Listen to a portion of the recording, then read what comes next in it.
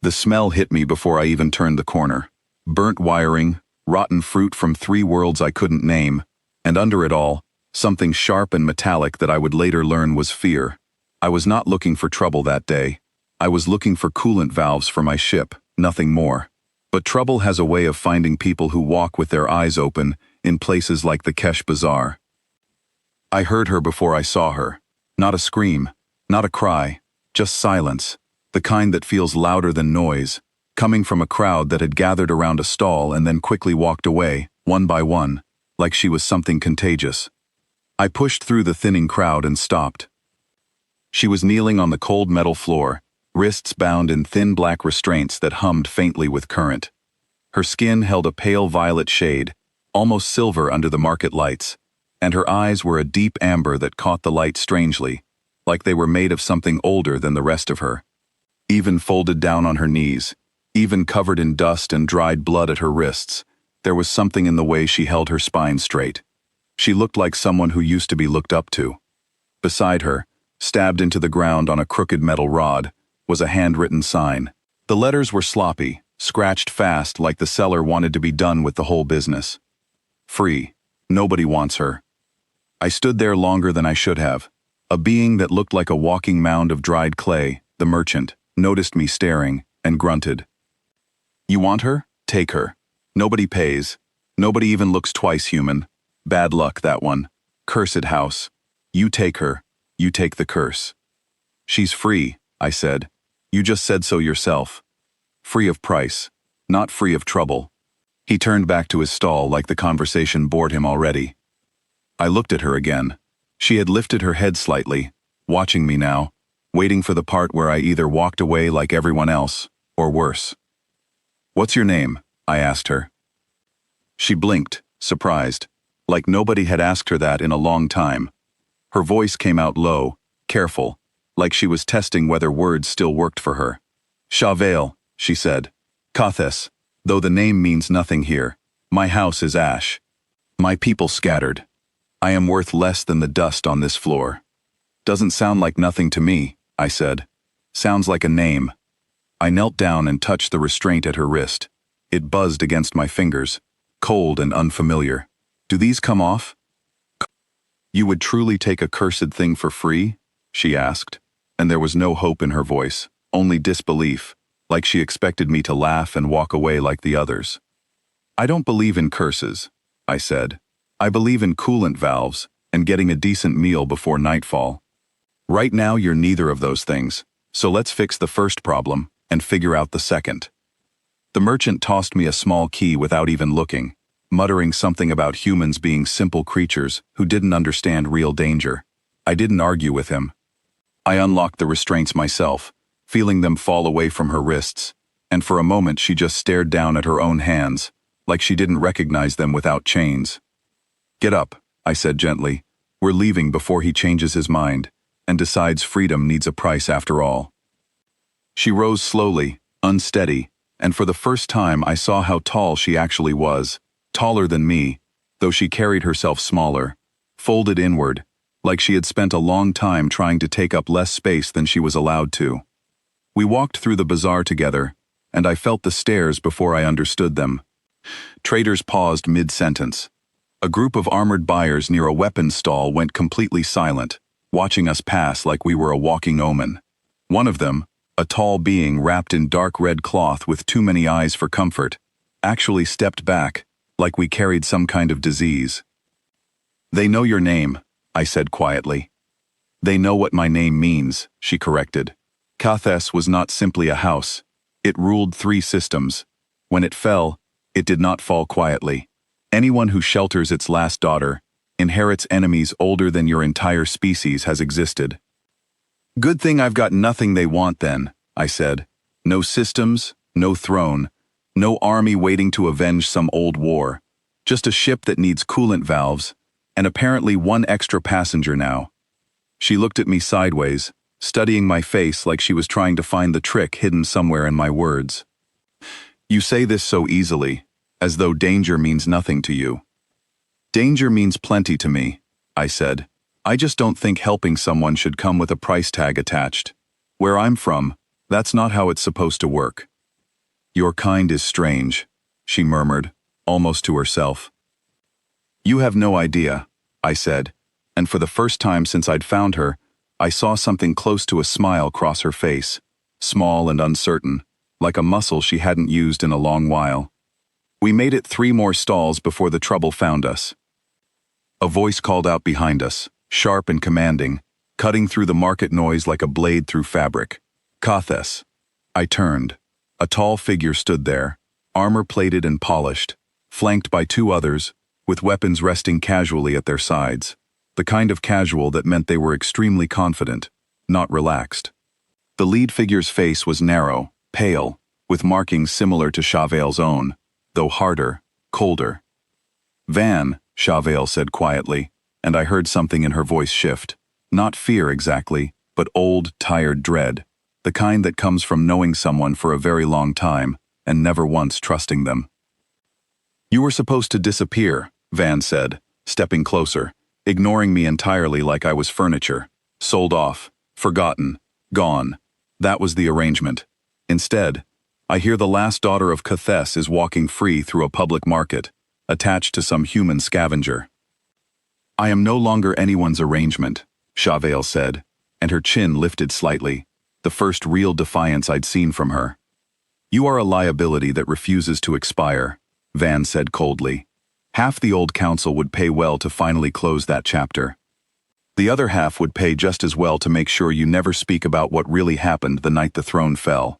Either way, you are worth something again, and that is a problem for you. I stepped slightly in front of her, not blocking her exactly, just making it clear where I stood. She's not for sale, I said. Not to you, not to your council, not to anyone. She already told you. She's nobody's arrangement anymore. Van's eyes flicked to me, amused, like a predator noticing a very small animal had suddenly decided to bark.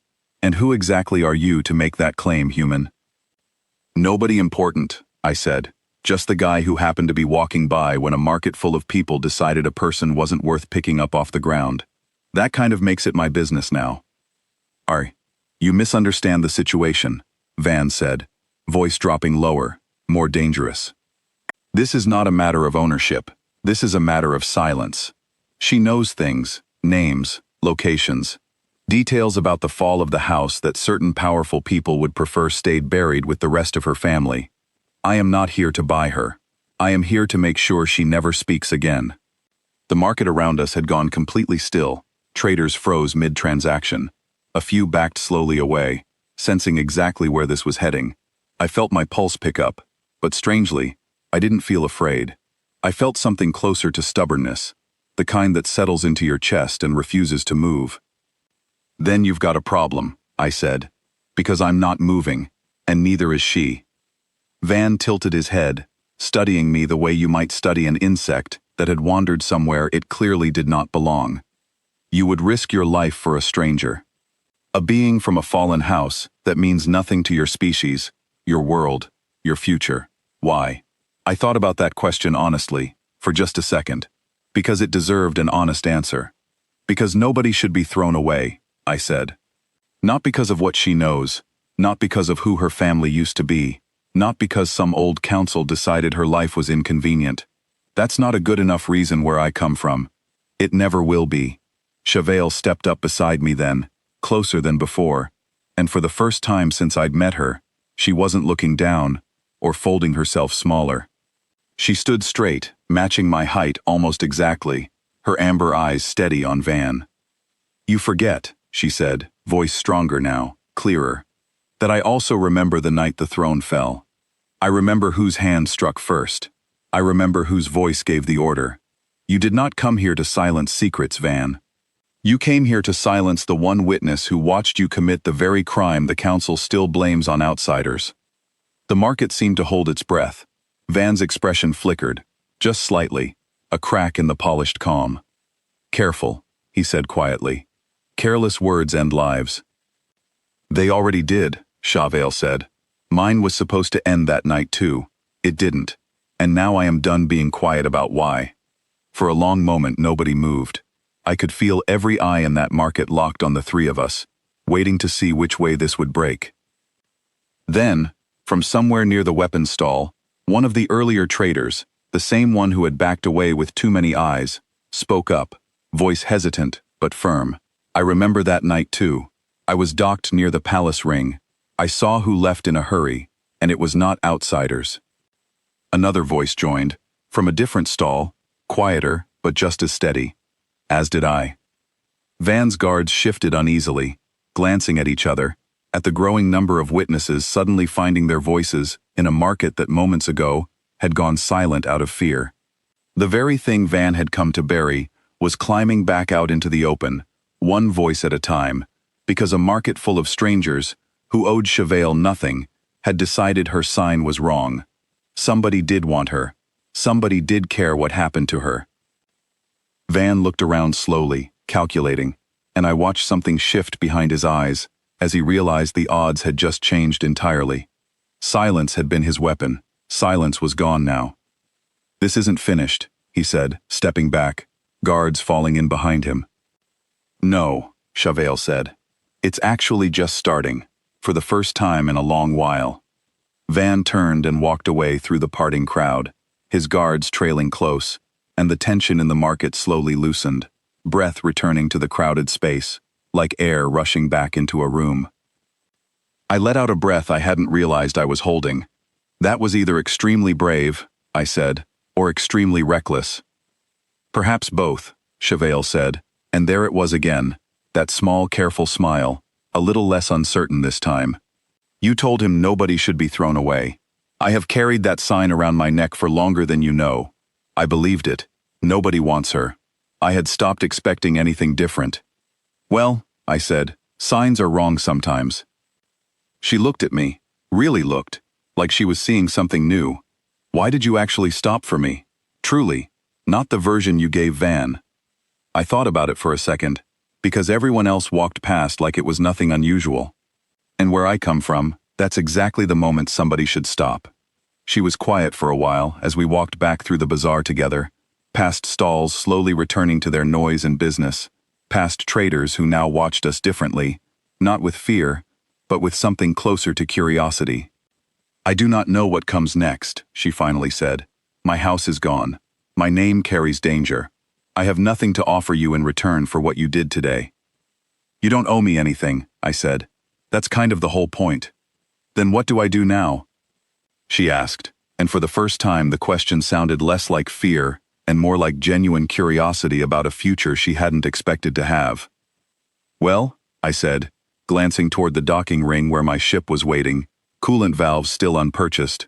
"I hear there's a whole galaxy out there that hasn't decided yet whether it wants you or not. Might as well go find out together." She fell into step beside me, no chains, no sign, no merchant calling out prices behind her, just two strangers walking through a market that had, for one afternoon, remembered how to see a person instead of a problem.